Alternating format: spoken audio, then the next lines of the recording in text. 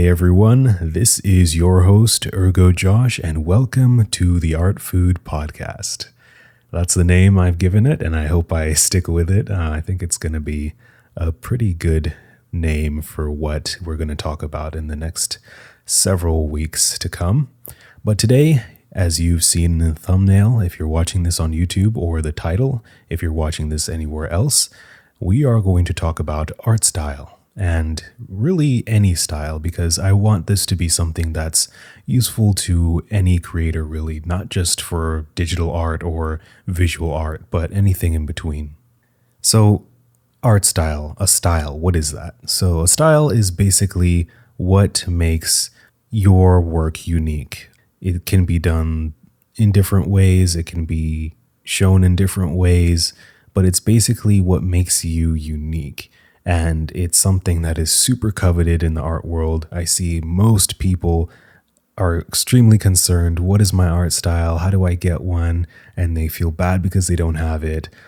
Personally, I was never extremely interested in that. But as I began to grow more and more, I started to get a lot more concerned. I'm like, oh, art style, that's something I need to have. That's something that's super, super important. And I need it to be able to grow and brand myself and become, more have a presence online and be able to sell my art easily one day. So I've been thinking about art style for the past couple years that I've been doing this Ergo Josh thing. And so I thought I'd share what I have learned with everyone, and hopefully it can be helpful to you guys. So art style, I'm going to start off with how it's shown. I think there's a lot of different ways that an art style or your unique touch can come through with your work. I think the first way is going to be the most obvious way is how are you being creative? Is it going to be visual? Is it going to be auditory? Are you creating music? Are you creating works of art that people see? Are you creating works of art that people touch? Are you doing installations? Are you creating experiences? Whether they're simulated or in reality, that can be a huge part of your style because it means a lot about you when you think about it. If you select a visual experience, that means that you're probably a visual thinker, and it means that you're probably have either you're really good at visualizing things in your head, or you have a really expansive imagination, and you can also complement that with a wider range of things that you've seen in real life. But if you're an auditory person, maybe you're creating experiences for people that can be amazing and they depend on just hearing, and you don't need to be anywhere else. And maybe those have just come to you from your mind as well, or maybe those could also come from your own experiences throughout your life. It could be something as simple as inspiration from other people's music that you love as well. But yeah, the what you're doing can be a component of your style in and of itself. And that also easily leads into medium. Medium is a huge component of your art style. And so medium could range from pencils, watercolors, paints, acrylics, oils. It can range from digital art and all of those different media. You could do a lot of different colors. You could do muted colors, all kinds of different things. And that can, your medium can heavily influence your art style.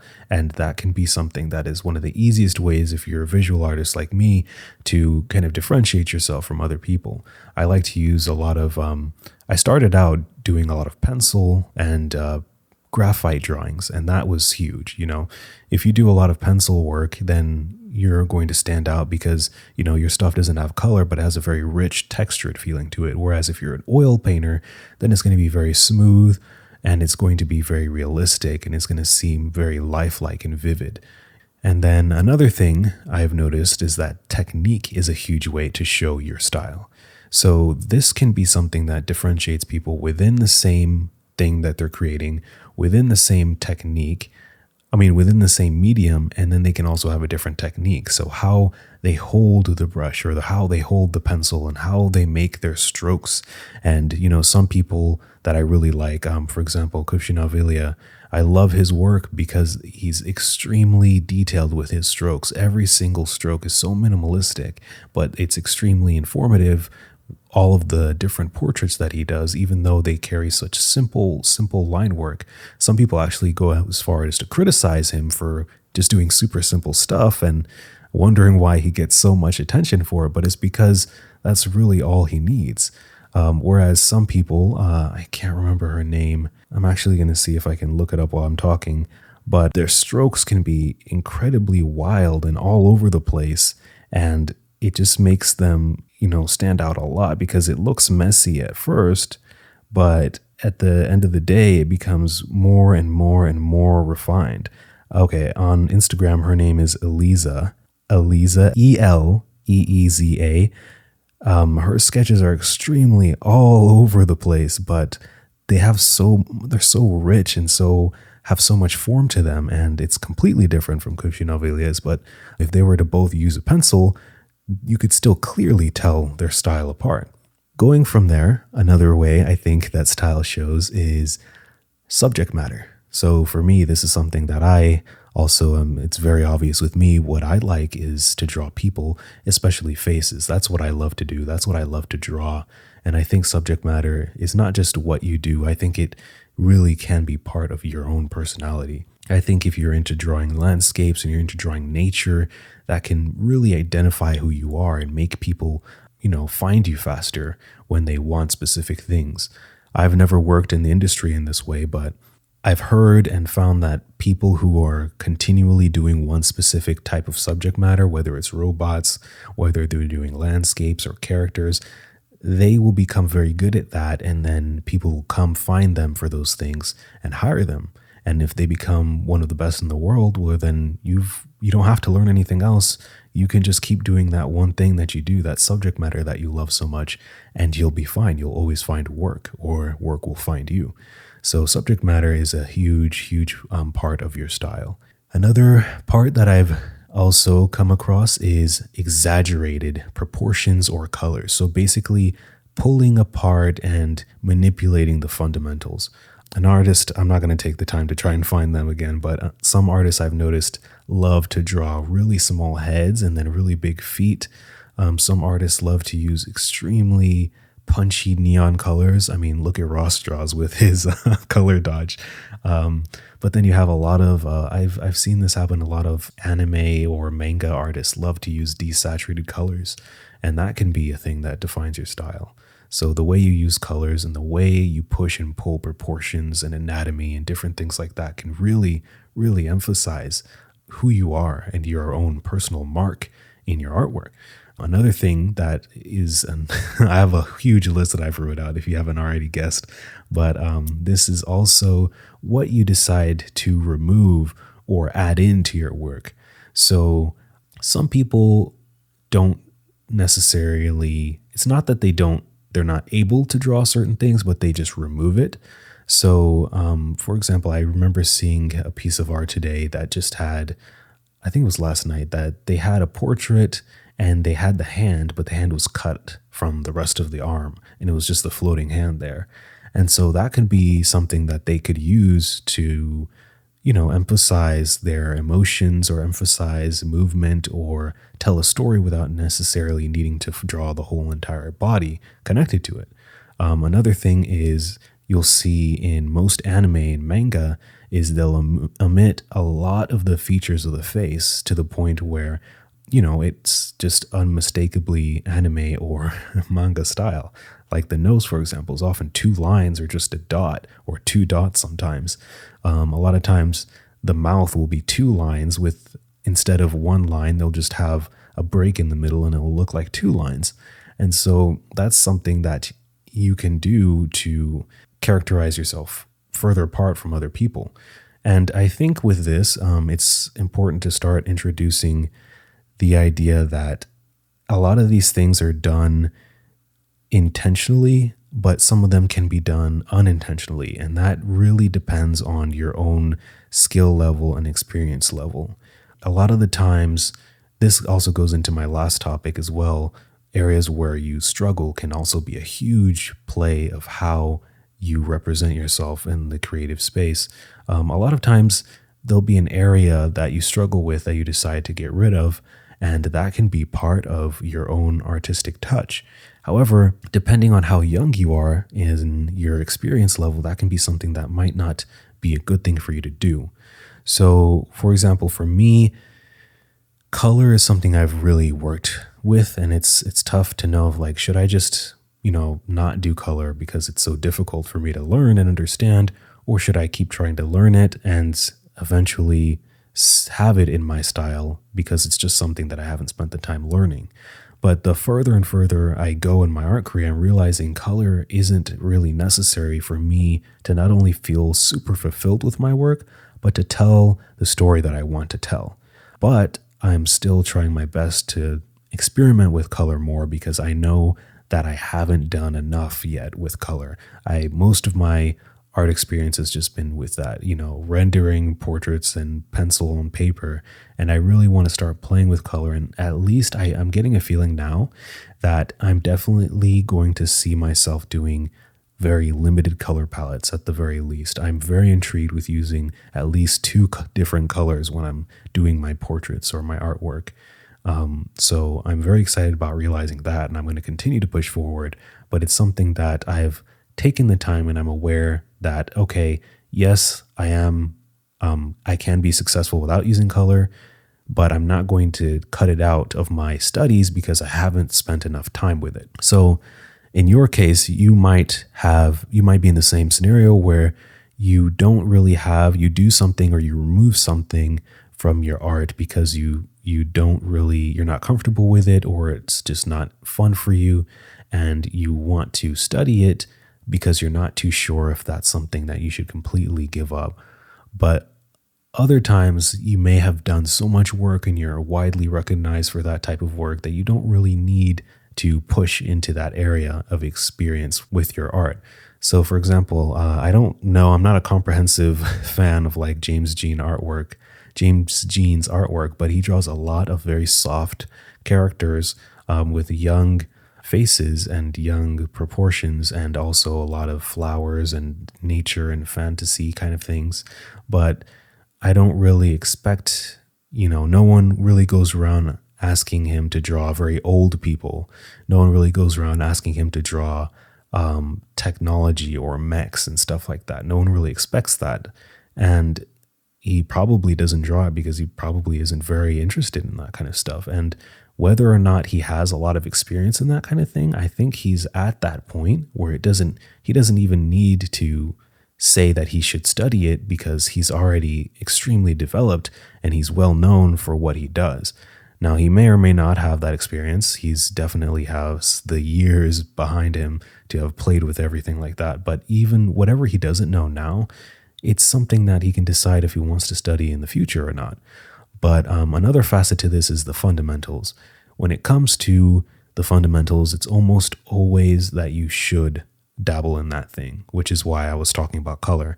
Color is a fundamental of art, and there are other things like perspective and anatomy and composition. Those are things that you should definitely study for at least, a few weeks before you can decide if you want to incorporate that into your style or leave it, or maybe expand upon it.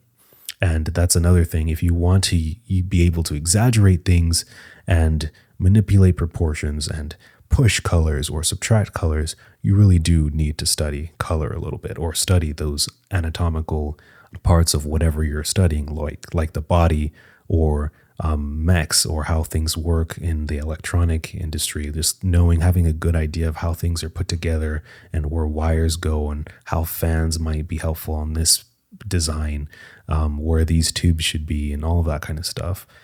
That could be something that you really do need to study and see if you want to incorporate it into your own personal artwork. Now, style is, we all know, we all want it, but why is it really important? We figured out that there's so many different ways to show style, and I hope that has actually helped a lot of you, because I think a lot of us get stuck in thinking that style is just how we draw this, but there's so much more to that. But why is it so important? Why is style something that's so coveted? And I think the most obvious thing is that it makes you stand out. There's so many different artists. There's so much art out there. We want to stand out. We want to get recognized. Having a style helps you do that. if in a world where, drawing pretty girls from Pinterest is extremely popular, how do you make your portrait stand out?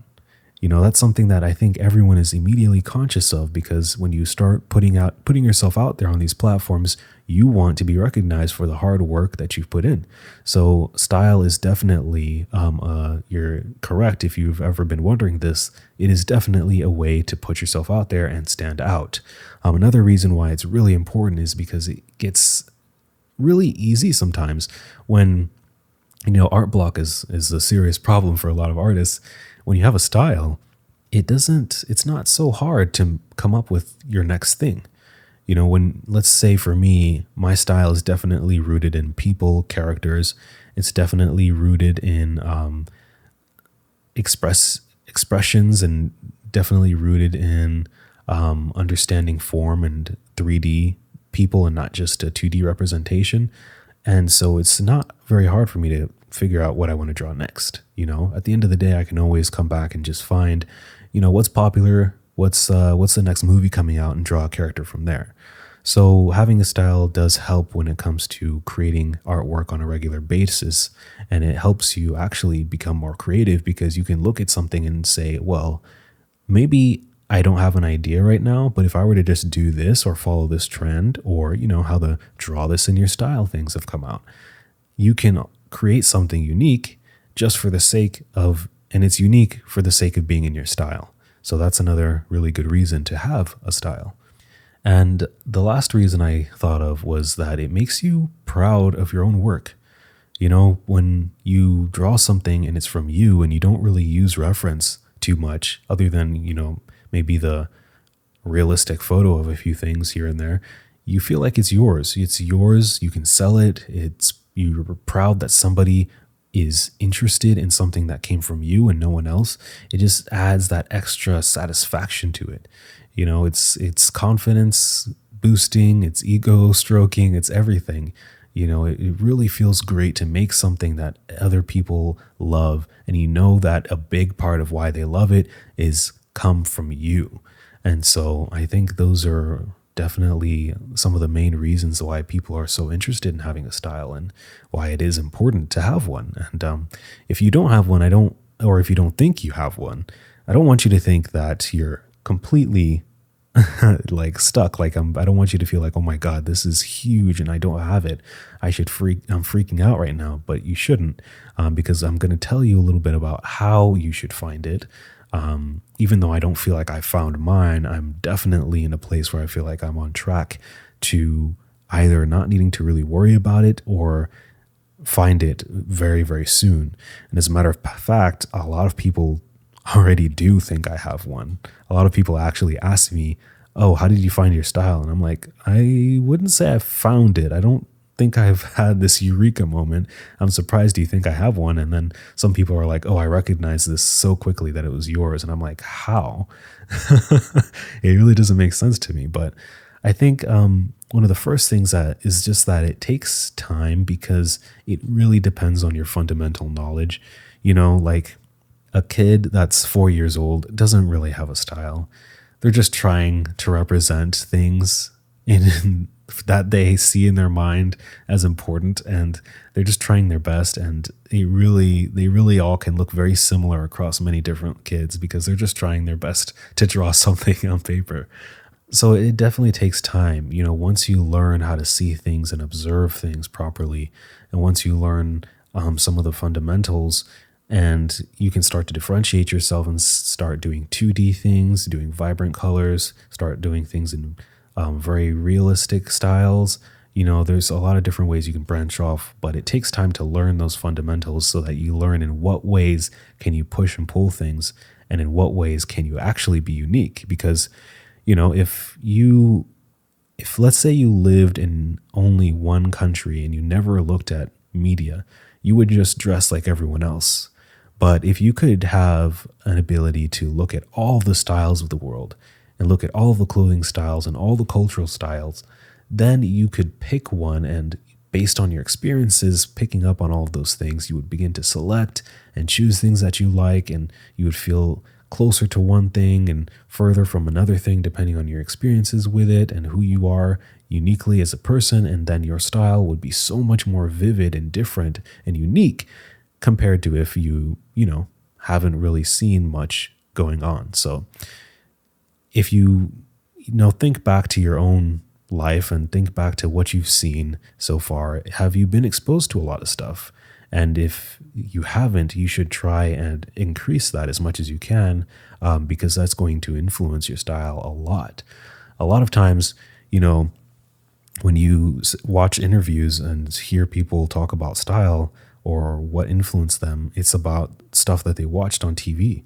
And personally, I always get jealous when I see that, because I never was really able to watch TV on a regular basis. I saw shows here and there, but I never, you're listening to a guy who discovered that I could watch what anime was, basically, and that I could watch it whenever I wanted in college.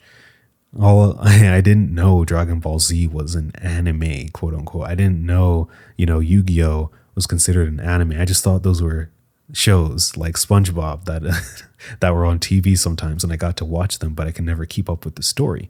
So those kind of things, when people watch a lot of anime or read a lot of manga, that actually affects their art style a lot. And some people, they didn't have that and they were just stuck out in nature, and that affects their art style. I knew with my favorite art teacher, that's what he had. He had trees and so he loved painting trees. And so that's a lot of what influences it, your background and what you're interested in. Okay, so it takes time and you've got to learn the fundamentals, but you also want to study what you love the most. And so that's really close to how I was saying it takes time and its fundamentals. You want to study from art that really compels you to be creative. I think everyone, whether or not they have art block or not, whether or not they feel like seeing good art makes them upset or not, for you to be interested in art, there has to be something that has made you excited about art. Even if it's just a show you like, that is really something that you should look forward to and kind of really dig deep into when you're interested in developing your own style. So when next time you're thinking about, how do I be creative? How do I kind of begin to make my own mark? You try looking into sitting down and thinking about, what do you really love about the shows that you like? What do you really like about the artists that you follow and enjoy looking at their work? What do you really love about the music that you're interested in? And try to distill that and maybe write it down, and take some time to, even if it's a specific artist, sit down and look at and try to emulate what are they exactly doing, and try to see if you can copy it, and maybe even trace some of what they're doing to get a feel and try to become them and see what they're thinking while they do it, and maybe incorporate that into your own work. Now, of course, the main caution for this is that, of course, never try to post anyone else's work as your own, but also you don't want to just study one artist when you're doing this kind of stuff. You want to study many different people, because at the end of the day, it's very easy for you to create work that looks exactly like someone else's, just not as good. And I've seen that happen, and it's always surprising, because personally, I can't do that no matter how hard I try. I cannot emulate someone's work so closely that it looks like theirs. I'm just not good enough a lot of the times. It's really crazy. But when I see people who are able to do that, I'm like, whoa, how are they able to get so close, yet I can still tell it's not exactly them? So it really worries me that those people might have taken an extremely too close look at the artist that they love. But you want to make sure you study from multiple people so that that never has to happen. But at the end of the day, you don't really have to worry too much about it, because it's really hard to copy someone's style exactly, especially if their work is particularly complex. So just keep that in mind. And then finally, it's just like what I said about looking at things in real life with my art teacher who loves trees. Study from life. That's going to be the origin of basically all art, because I don't know, maybe I should have looked into this before I started streaming, but to create art, you need to be able to take in what you see around you, take in your feelings, take in what you hear and everything like that and see how you can make it into something that is you. And a lot of times you don't even have to think about that. It just happens. You take in life, you experience life, and then you share it back into the world.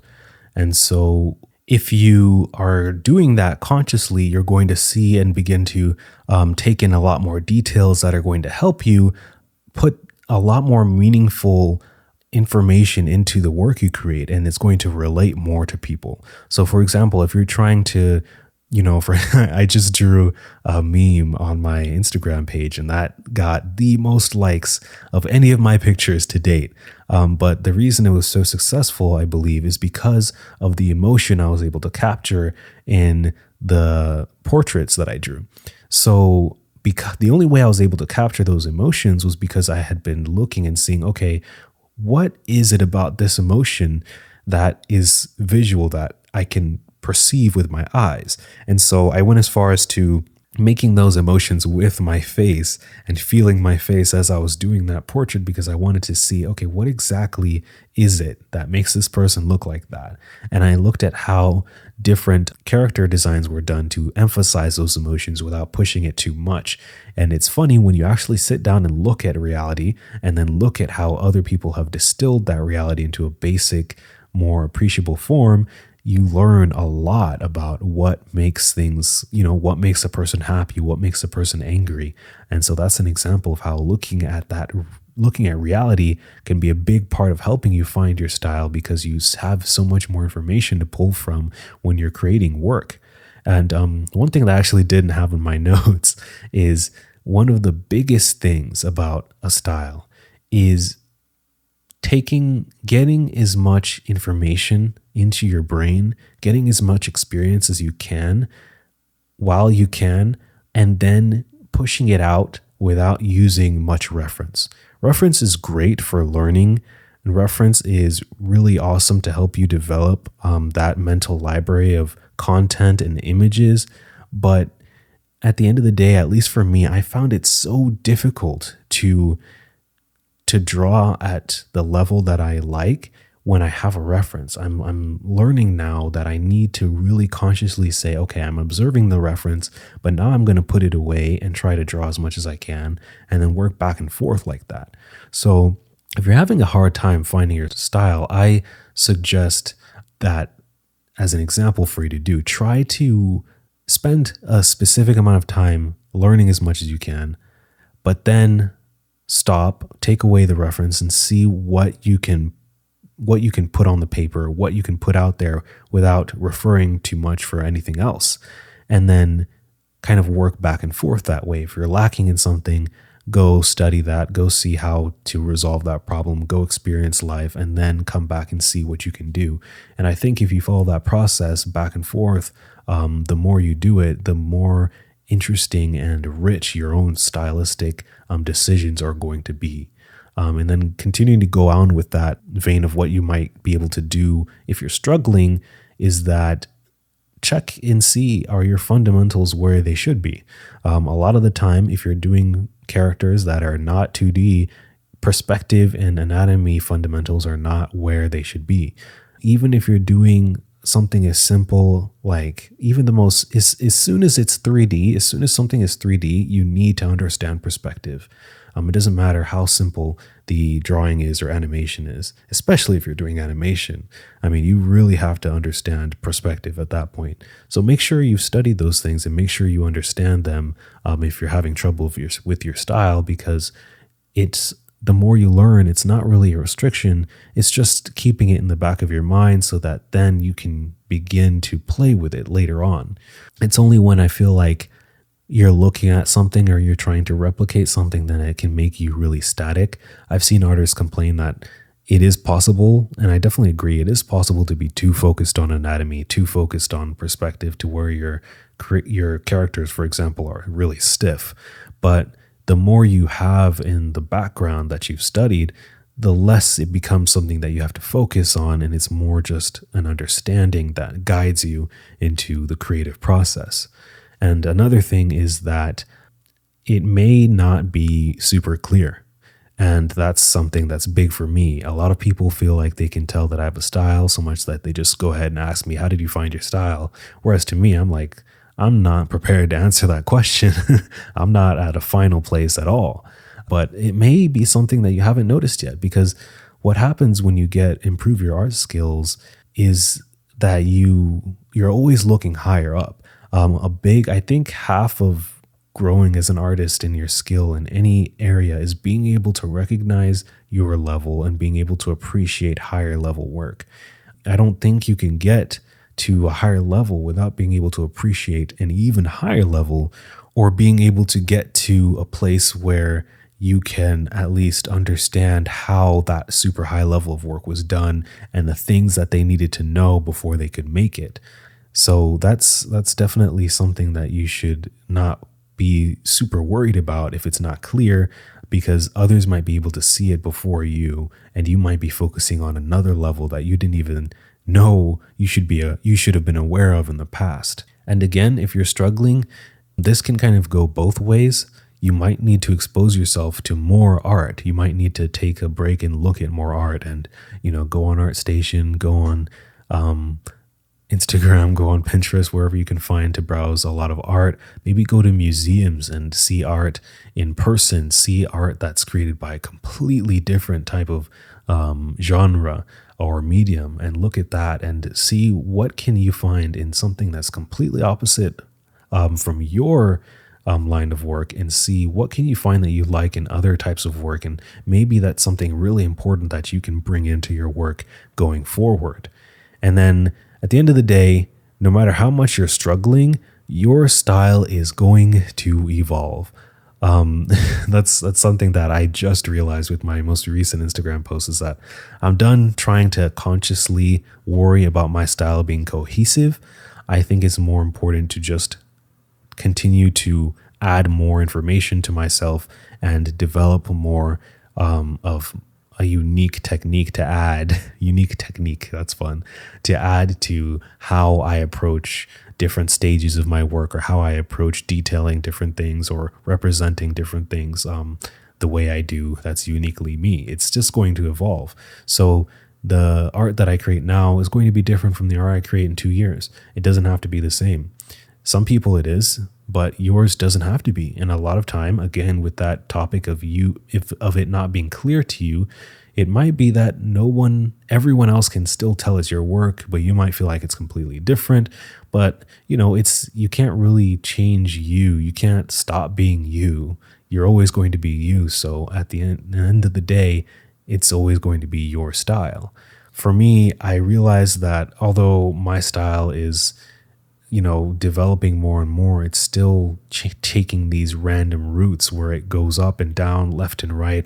And I feel like I don't have control of it sometimes, but it's definitely becoming more and more refined, for lack of a better word. And I actually think that might be the perfect word, but it's evolving more and more, and it's getting closer, I think, to something that's more sustainable and more consistent rather than being inconsistent. I think I've been more, instead of doing a lot of different styles, I think it's just me kind of trying a lot of different things out and realizing I like it or I don't like it, and realizing and maybe taking a few nuggets here and there to pull with me for the next thing that I do.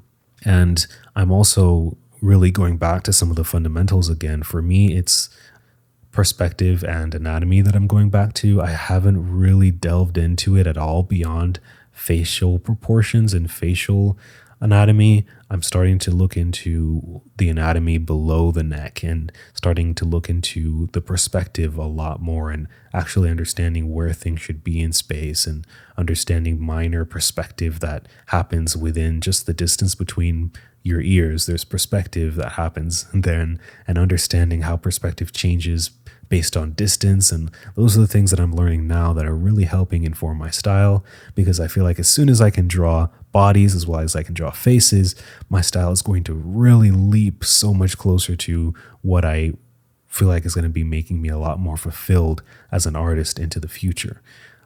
And I'm doing a lot of those studies that I mentioned as well before, where I'm doing a sketch. When I'm using reference, I'm doing a sketch.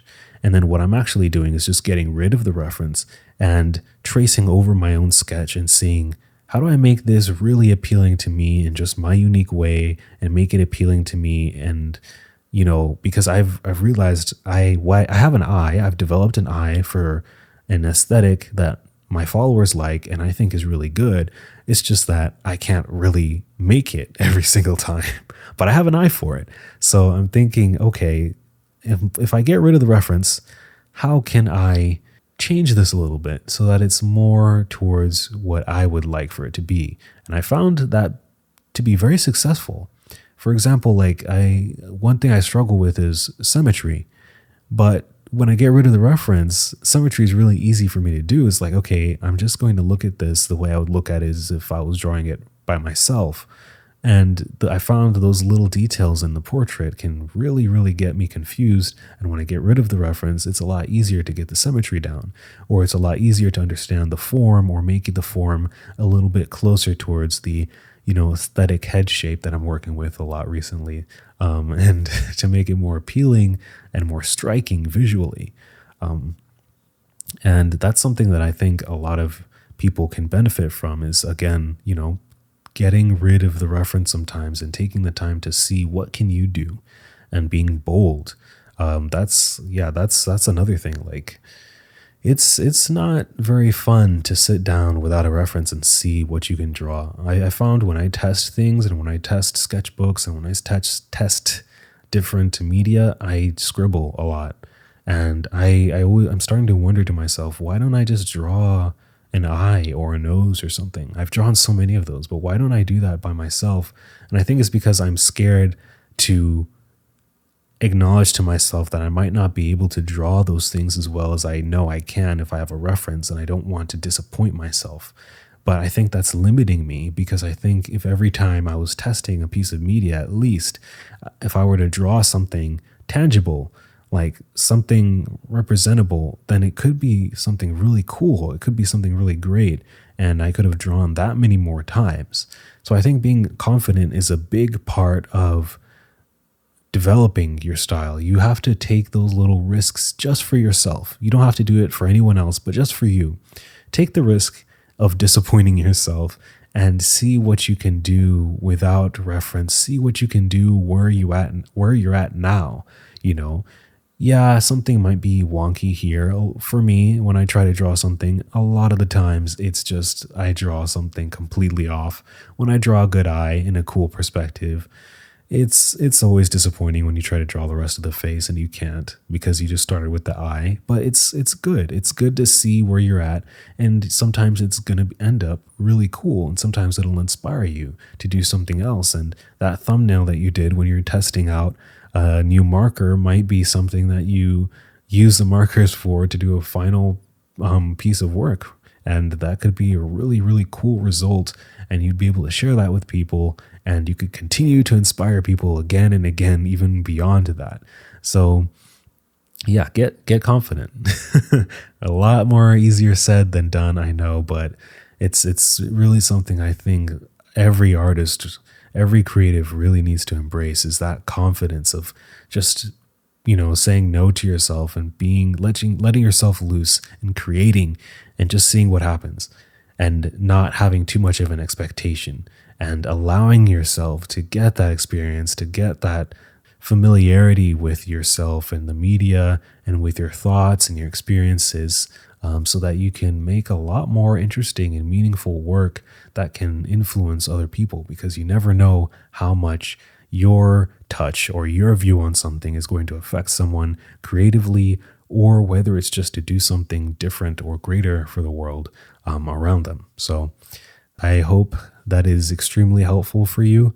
I really think that not only is this going to be good for a lot of people out there, but it was good for me to sit down and kind of talk to myself and explain to myself my plans, and kind of lecture myself on not worrying too much about being consistent, because this isn't really a business-centered episode, but I will say having a style is also very important if you want to create a brand, because that is a big part of being successful monetarily at least, you want to be able to be recognizable.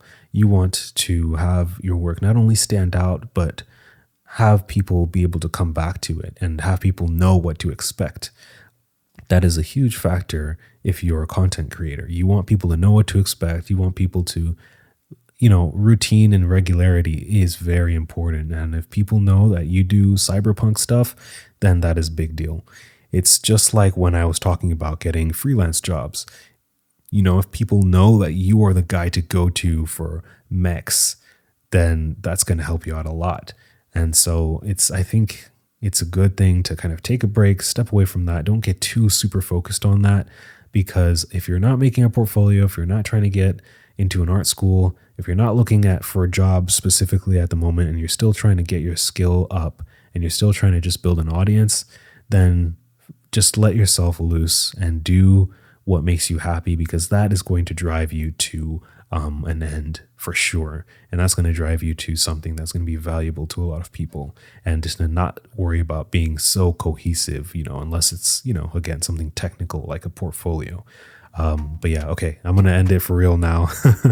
Thank you guys so much for listening. And I will see you next week. I think I'm going to do this weekly. I'm not too sure, but I think it'll be weekly. I just don't know if I'm going to be able to do it all year, but we'll see. Well, yeah, this has been your host, Ergo Josh, and I will see you in the next one. Keep drawing and stay positive. Peace.